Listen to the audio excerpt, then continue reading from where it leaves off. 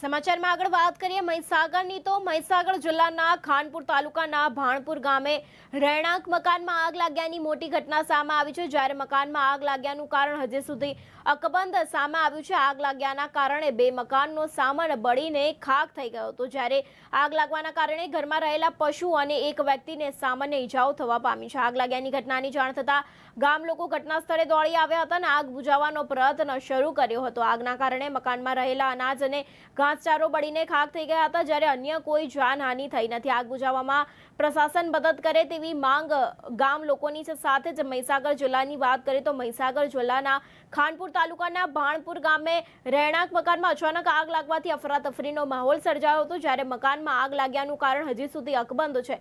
આગ લાગવાને કારણે બે મકાનનો સામાન બળીને ખાખ થઈ ગયો છે। જ્યારે આગ લાગવાના કારણે ઘરમાં રહેલા પશુ અને એક વ્યક્તિને સામાન્ય ઈજાઓ થઈ હતી। આગ લાગ્યાની જાણ થતાં ગામ લોકો ઘટના સ્થળે દોડી આવ્યા હતા અને આગ ઉપર કાબુ મેળવવાના પ્રયત્નો શરૂ કર્યા હતા।